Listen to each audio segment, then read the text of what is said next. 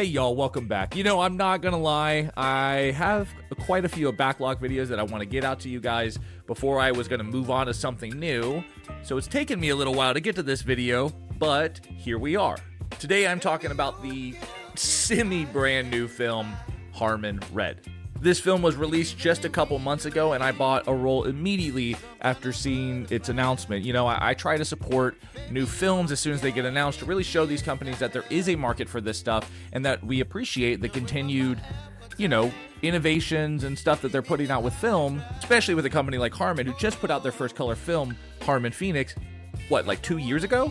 But I was honestly just really excited to try shooting a red-scaled film for the first time. I've never shot a red-scaled film.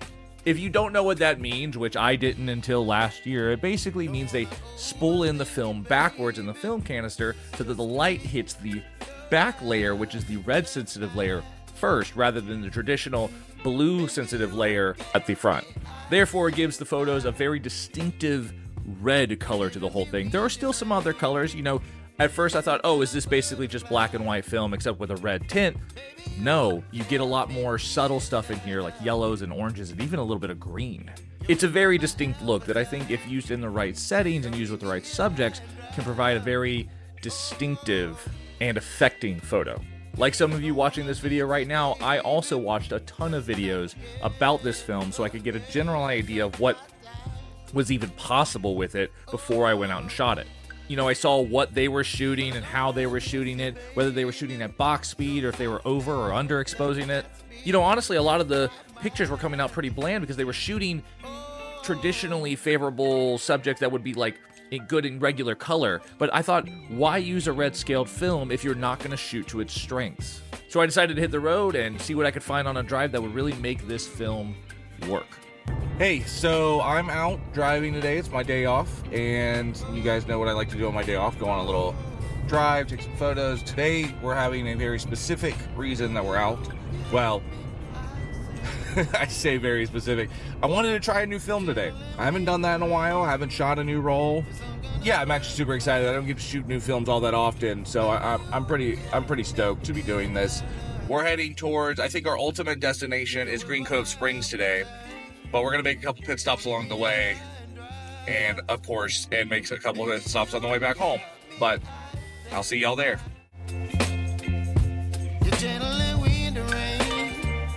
All right, y'all, I'm at my first stop. I wasn't planning on stopping here, but as I was on my way, I saw this really cool abandoned bathroom, which you can see behind me, way back there, right there. So we're going to take some pictures. It's a little cloudy, so today we're using Harman Red.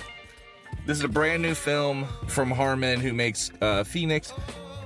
It is a red scale film. I'm very excited to use it. I've been wanting to shoot some kind of derelict structures with it because I think that really suits the theme of this sort of post-apocalyptic vibe that Harman Red brings to the table, that any red scale brings to the table, at least from what I've seen. So this is my attempt to see what this film can do. And today we're going to be using my Canon AE1 program with a 35mm f3.5 lens. So I'm gonna get this all loaded up.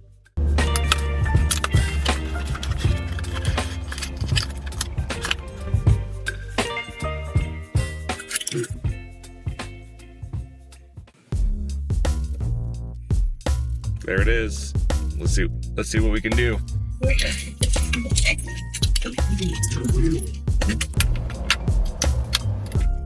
I just wanted y'all to see this. It's got this really interesting yellow back, so that's kind of cool. All right. And that's it. Let's go shoot some film.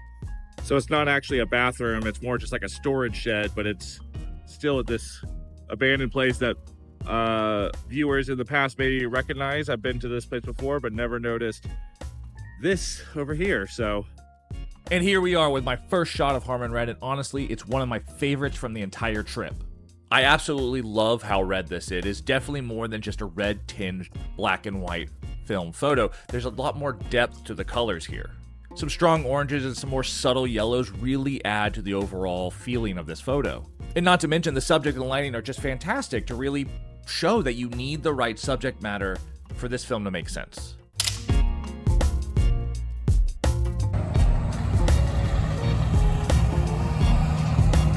Once again, I am in love with the colors here. I love the little splashes of green in the foreground that gives the image just a little bit of depth. As I headed up the road a little bit more, I ended up stopping in Starke because I noticed this little building right on the side.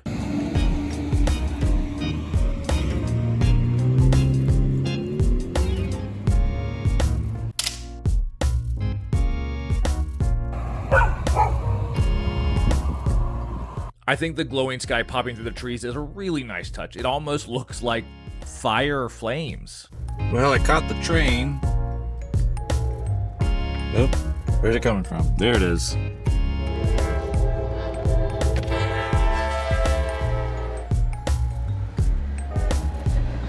Another favorite of the day. This one almost seems like a painting to me. The train looks like it's standing still and is almost unrecognizable as a train. It just looks more abstract with this atypical color palette that the film really is delivering on. I'm just outside Starke and I just stumbled upon this abandoned gas station. It's got a fence, so I can't really get in it, but I'm hoping to get some cool shots, you know, cool sign, cool gas pump, shit like that. So we'll see what we can do. This camera I'm shooting with has a bit of a light leak problem that I've talked about before, and I had forgotten that when I grabbed it initially, but I think it ended up working here. You see that blue splash on this photo, and that's because the light was coming in through the back of the camera, which was hitting that blue sensitive layer of the film that would typically get exposed first. I think it created a really interesting dichotomy.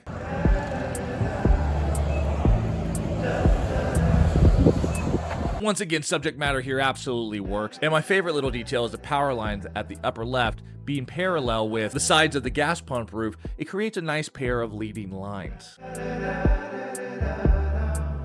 Well, it's been a cool morning. Found a couple stops in Starke and the lake outside of Starke and stuff like that. But currently on the way to Green Cove Springs. There are two places I want to find while we're there. The first being a old city jail. I think it's the second oldest in Florida. It's what I've heard. I don't think I can get access to it, but I'm gonna definitely try. And the other one is this abandoned, like a rocket booster on the just side of the road. So I've heard cool things about it. So I thought that would be a really great test of Harman Red, just a fucking rocket booster on the side of the road. So we'll see. Well, I'm in a random small town in between Starke and Green Cove Springs called Penny Farms, and I stumbled on their post office. Very unique in terms of post offices, so I absolutely needed to take a picture. As you all know, I'm working on some sort of little project, so I had brought along a secondary camera to get just some regular pictures along this trip, and of course I took photos with the red scale as well. So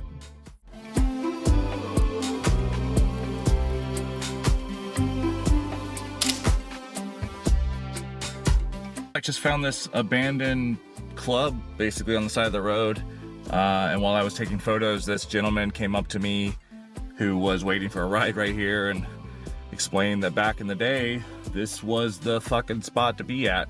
He said cars would be blocking the highway and people desperate trying to get in and shit. So he was really nice. I was worried that he was going to be mad that I was taking photos, but that was cool. It was very cool.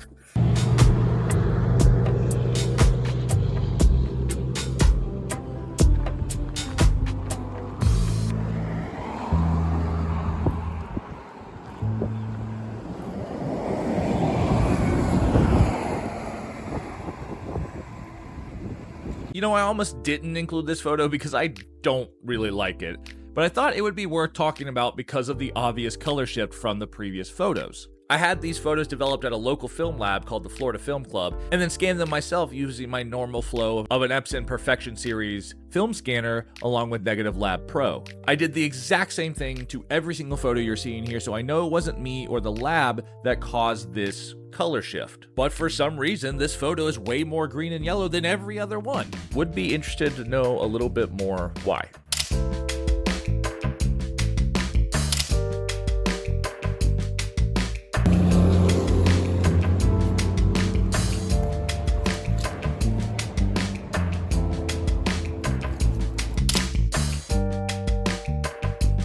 This is my favorite photo I took at this spot. I really like the way it's creating those crisp shadows, and there are just so many subtle details, like the light illuminating the one room with no roof, and the shadow from the house running parallel with the sidewalk.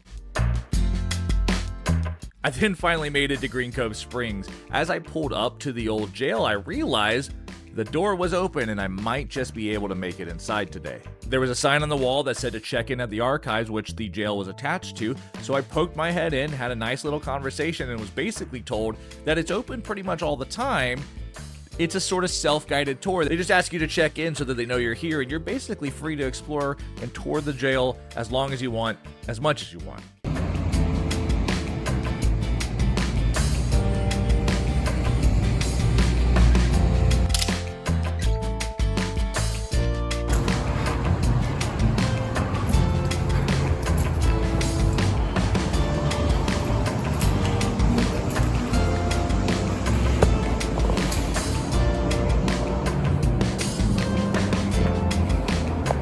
This front lobby with all the old equipment still here made for some very eerie shots that I like a lot.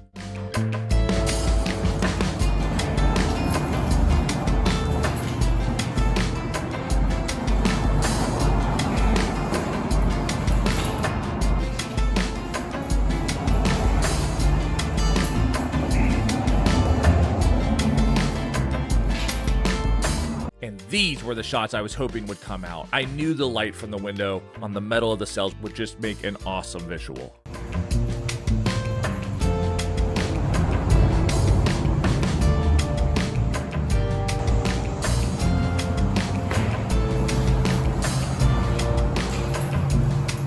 This is crazy.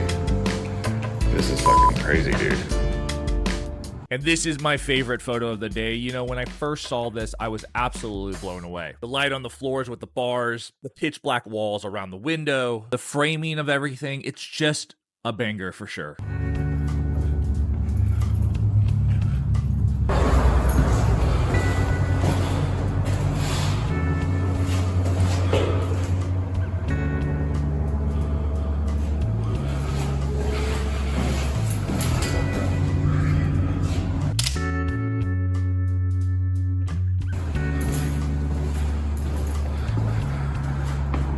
Whoa.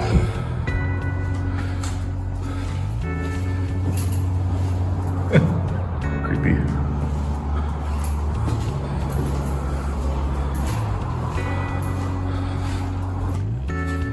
God damn, this is spooky. Being in here alone was pretty spooky, and that's coming from someone who doesn't really believe in that sort of stuff. But I will tell you guys a quick story. I was upstairs at the very back of the building, way far away from anything, when I started to hear what sounded like additional footsteps. And now I know my logical brain tells me it's just the wind, maybe the old floors or whatever, but it happened enough and it sounded real enough that I wrapped up my trip pretty quickly.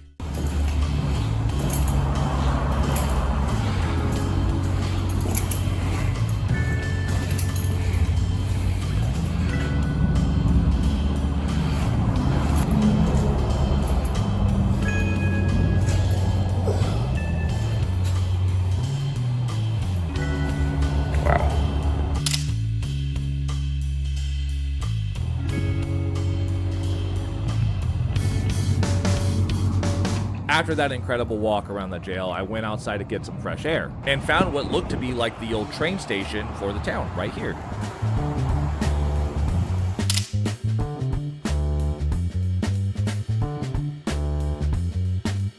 I then headed towards that giant rocket fuel tank that I'd heard about, and there it was.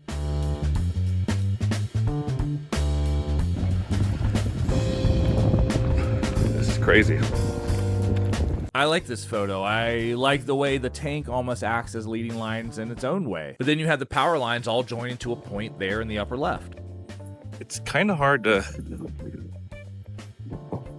put how big this thing is, so I'm just gonna walk all the way up to it just to show you guys. Because Jesus Christ. Like, I mean, the wheels are this big. It's so fast. The fuck? This is crazy.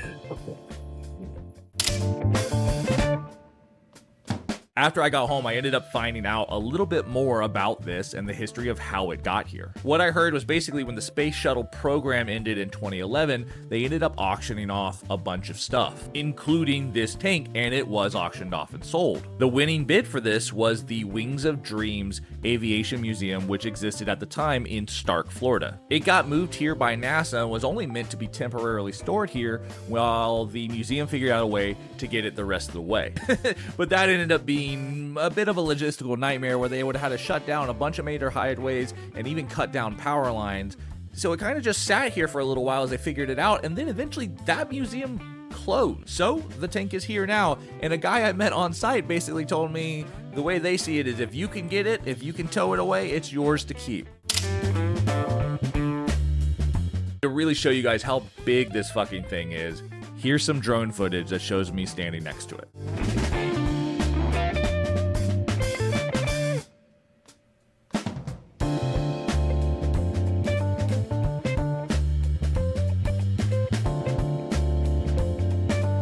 After leaving Green Cove Springs, I decided to take a little bit more of a backwoods way home and ended up on these dirt roads in the middle of nowhere, seemingly. Just found this car, just kind of broken down in this ditch on the side of this road. This dirt road that I'm on in the middle of fucking nowhere in Florida, which is cool. Yeah, I thought it would be cool to take some photos of it, so yeah. Once again, I find Harman Red really adding to the story of this photo with the busted, broken down car. It almost seems menacing.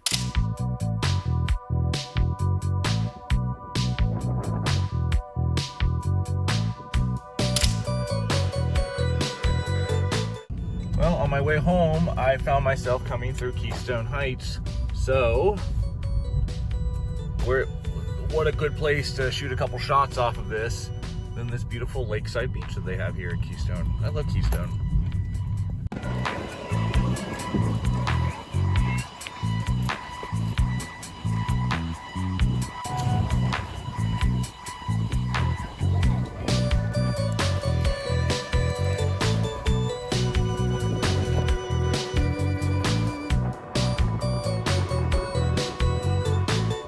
I wasn't sure if I would like the way this film looked here, but I figured I might as well see. And while I don't think it's as much of a natural fit as the other subject matter, I think the red film combined with the light leaks gives this photo a very unique and cool feel.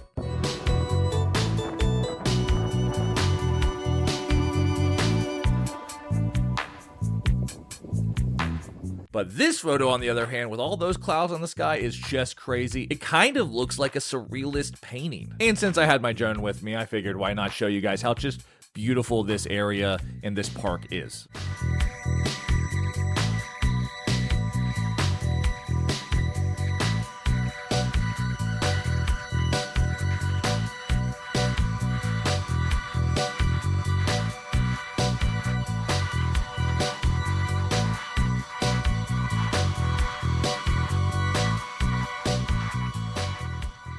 So, Harman Red, what do we think?